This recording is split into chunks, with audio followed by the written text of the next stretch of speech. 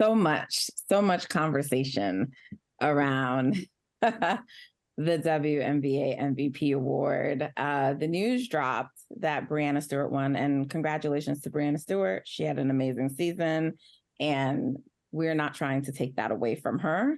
But this is, and I'm going to rely on you two to tell me, because you guys know much more about this league and have been following it longer than me. But has there been a NBA MVP that's been so controversial, or if not ever, just like in recent history? I mean, there's so much talk and pushback and just commentary around this one. Has it been like this ever before? Go ahead, Subria.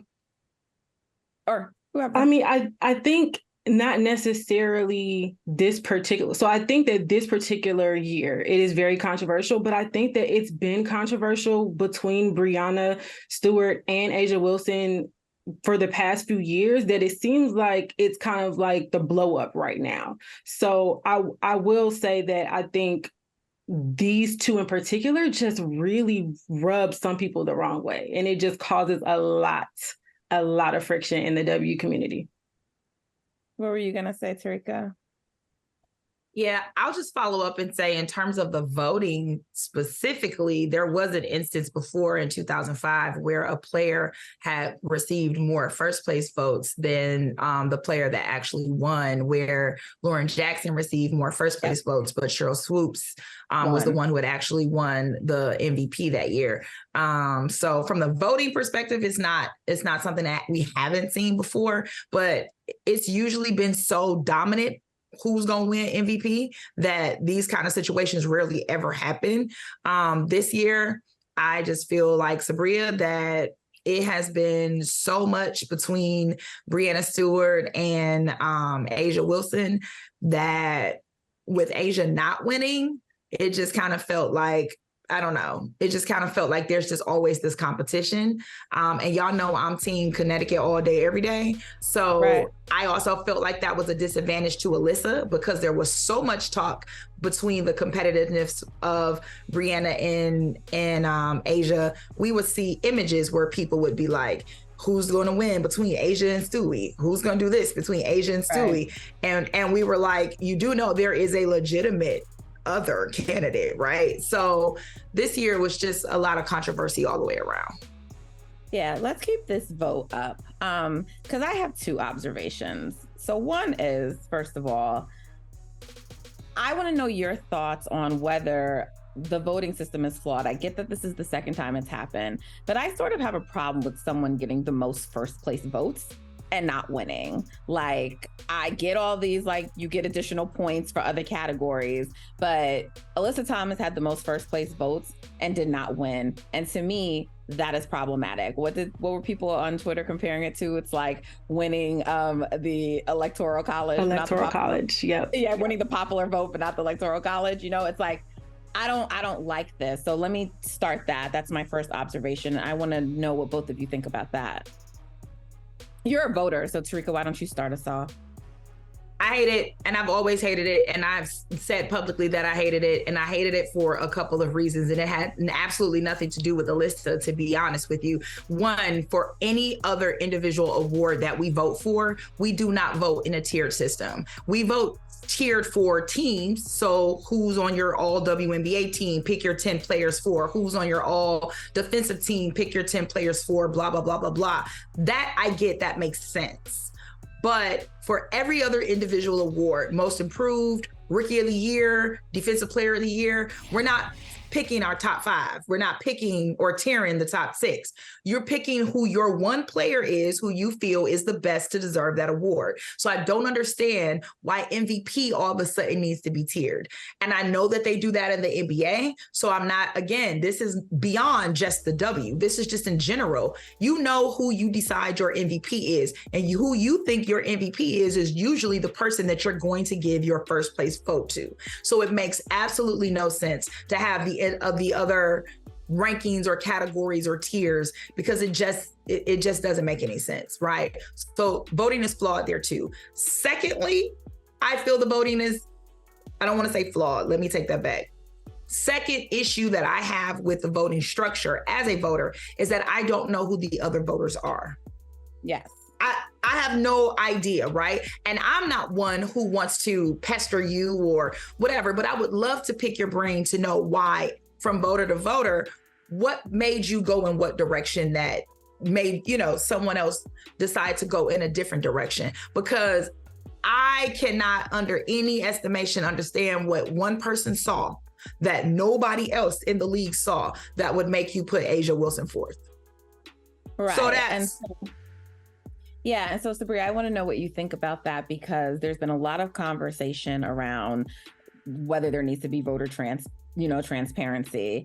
And then in addition, like, it feels like people are on a mission to find out who that fourth place voter is. And I think a lot of that, maybe some of that is about like just wanting to clown the person or put them on blast. But I think there's some talk around whether this was like strategic, right? Like if this was done intentionally to affect the results, and the fact, the tiered system lends itself to be able to do that. I think everyone understood that this was going to be a close race. So we don't know who the voter is, and we can't just like obviously speculate on these kinds of things. But what did you think about seeing A'ja won with a fourth place vote? And what are your thoughts on voter transparency? So when I saw that, like most people have said, it definitely seemed like a hater vote. And I think the fact that it is tiered is what allows the appearance of collusion that, Coach Dawn Staley was talking about.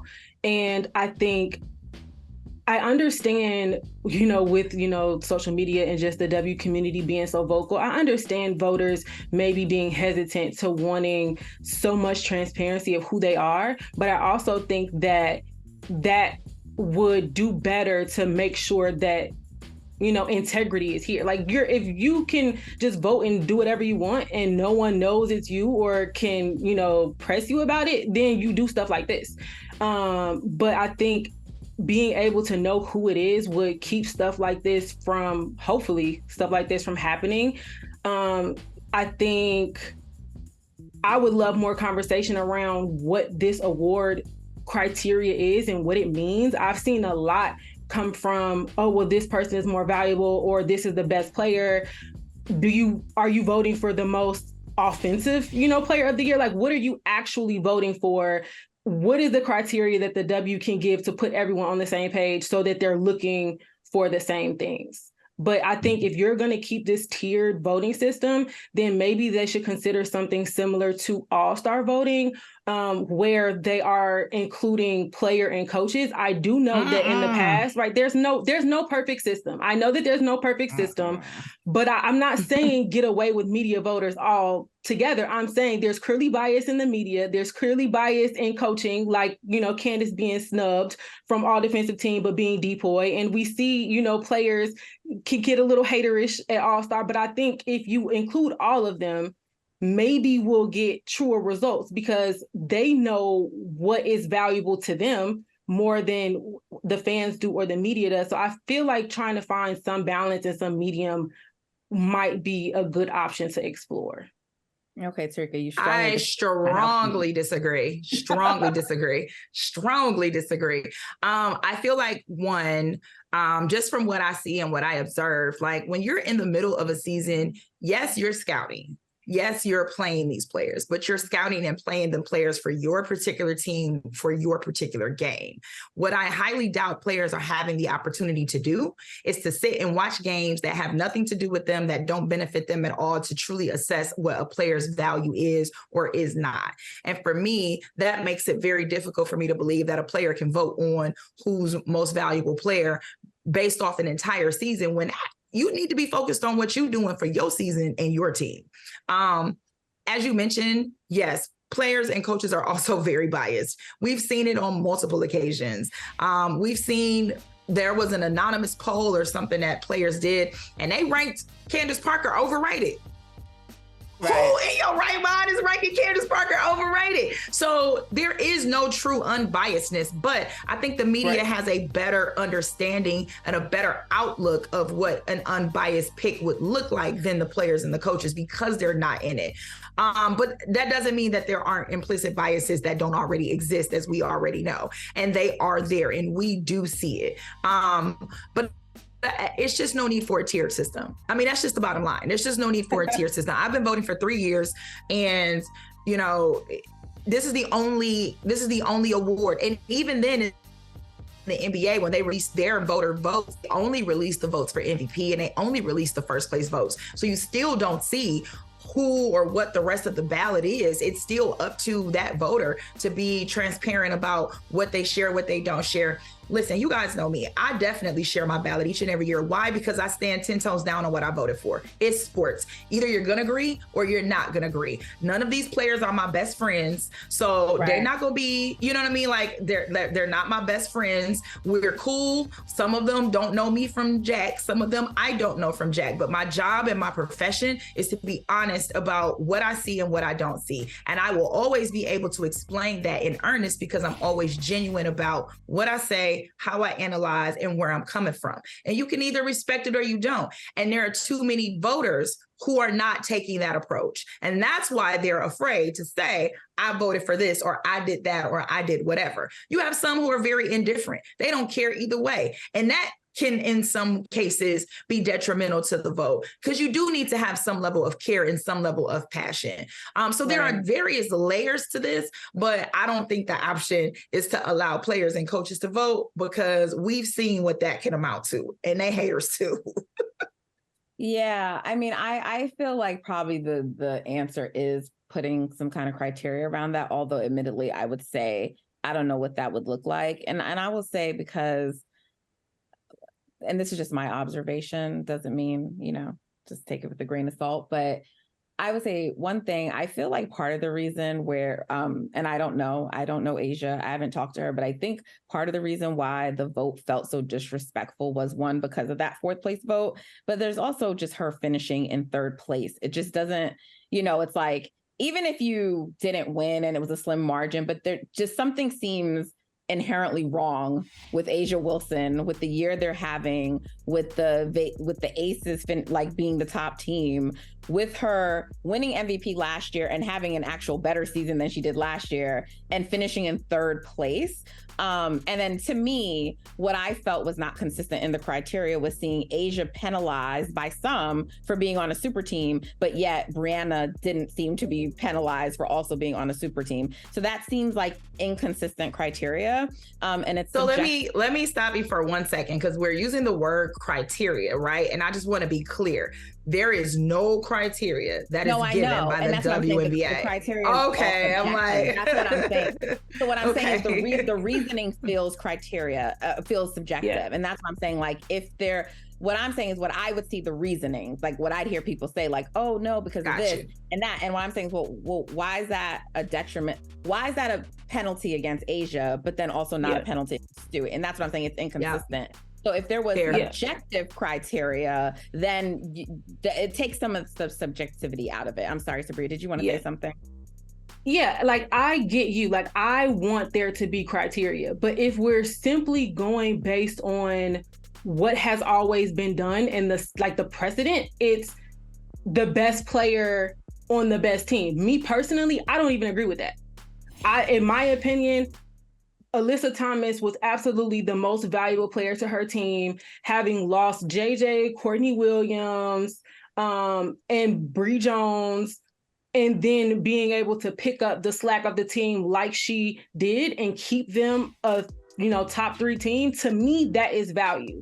So if you're not going to actually pick them, in my opinion, the most valuable player, and in the past you've been picking again the top player on the top team, which is part of the reason why I believe she won previously. I think last year, Stewie on Seattle finished 4th. Even though she was the 4th, like her team was ranked 4th, it came down to Stewie and Asia. I looked it up. The past 10 years prior to last season, the MVP was always at least top 3. So if you're not going to go based on the best player on the best team or the most valuable, and maybe you think she's the best player, fine. Then take a page from the NFL's book. The NFL has a defensive player of the year, an offensive player of the year, a man of the year, and an MVP. So if that's what y'all want to crown her the best player, fine. And this is not a knock on Stewie. If she's the best player, she's the best player. But that is that does not make her MVP. And so I think that was also part of the disrespect. For me, it was between Alyssa and Asia, and I would have given it to Alyssa. So I think it was a knock on both of them to just give this to Stewie without I've never seen any reasoning saying, well, Stewie was MVP. In all of the Twitter conversation, it never was she was most valuable. It was she was the best player. And that is not what this award is called. Sorry. I think it would also, to your point, I'm so sorry, Natalie. No, that's fine. She said something that struck a chord, because I can't even remember the Twitter handle that said something about this, but I look at it like it was Rebecca. So Rebecca Lobo was the one that had a tweet, and the tweet was, most people that are voting on MVP have three philosophies. It was the best player on the best team, the best player, the player that scores the most points, or the player that they feel is most valuable to their team. And she's not wrong, because that is how people view the MVP. Yes. She's not wrong.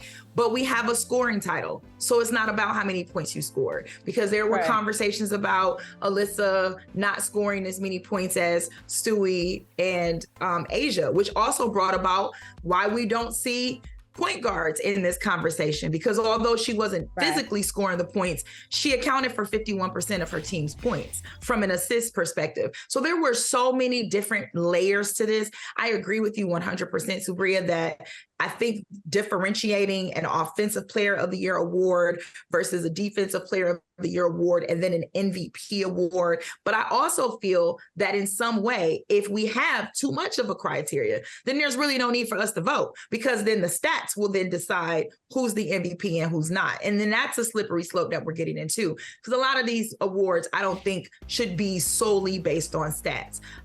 Exactly. So when you look at this, different voters are going to have different philosophies. And I think that is in some way helpful, but in a lot of ways hurtful. And this year, when you have a race that is so close, having these different philosophies really plays into why it may make sense to have just a bit more context to what one should be considering when they're looking for the MVP.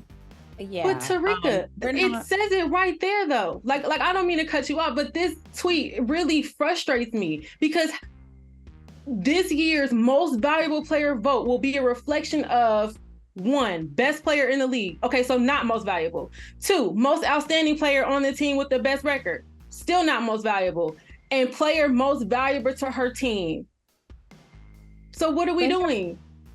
Philosophy, your philosophy. That's the problem. The problem to me is philosophy.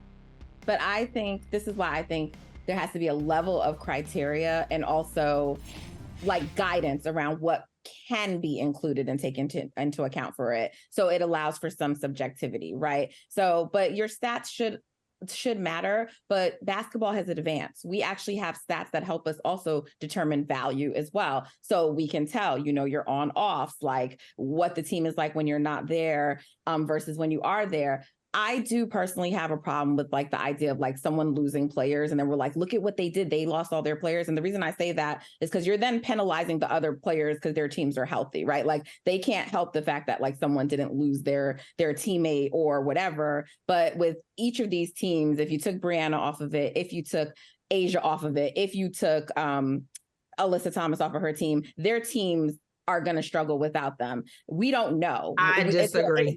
It's an assumption, right? But we don't know. Like it's an assumption that the team, well, I'm saying like, I know y'all hate when people do this, but I'm just going to give an example using NBA, and I'm sorry, but like with the NBA, right? When Stephen Curry and KD played together, when Stephen Curry went down, the Warriors could only maintain a 500 record.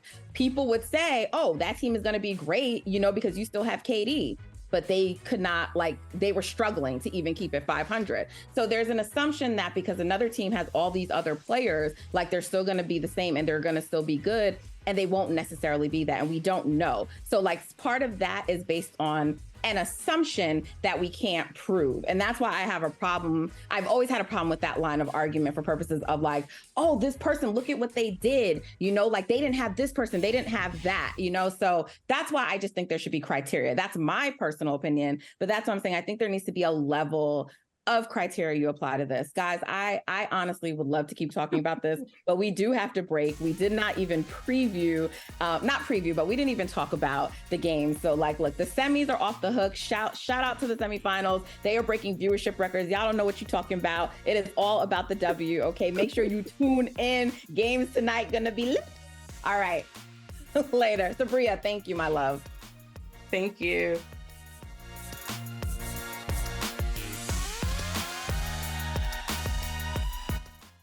Y'all, right, I'm thank so you all. sorry. I really did want to keep it going. Such a good conversation. See, Yeah, I knew that it. conversation is more important. Okay, yeah, good. I think so. And I'm so sorry I didn't have a WNBA example, so I had to use the NBA. Please don't kill me. It's okay. Okay. It's totally okay. I will just say, because I ain't ready to be done yet. So before we tell Subria she got to hang up, I would just say the difference between that example and what we have in a W, and this is just in general, is one, it's only 12 teams in a W. Only 8 teams are going to make it. Would New York and Vegas be contenders? Maybe not the number 1 seed, maybe not the number 2 seed, but are they in the top 8 without Asia and without Breanna? Absolutely. Connecticut is a 10 team, maybe an 11 without Alyssa. With no Alyssa, no Bree Jones, and everything they lost, they're not a top 8 team. So for me, the comparison is, yes, Alyssa is the difference for that Connecticut team, whereas everyone else, they still have a chance. Agreed. Yeah, but you're penalizing them for not losing teammates. You mad, Nat. You mad, Nat. No, but you can't know. But I'm saying you cannot, like, so now. But that's context. She got to lose Candace and she got to lose someone else, and then it's like, okay, well, she lost 2 teammates. That doesn't seem fair. But when she won MVP before, it was after Liz left. But when Asia won MVP, it was after Liz left, which meant that she was playing a new position, and so that mattered. That mattered. But okay, y'all go ahead. Was my second. Breanna was not it for Bye, me. Subria. I love you. Bye. Love y'all. Hey, thank you for watching Brother from Another. If you haven't hit that subscribe button, go ahead and do that now. Don't forget, you can catch us 3 to 4 weekdays on PeacockTV.com and on Sirius XM Channel 85.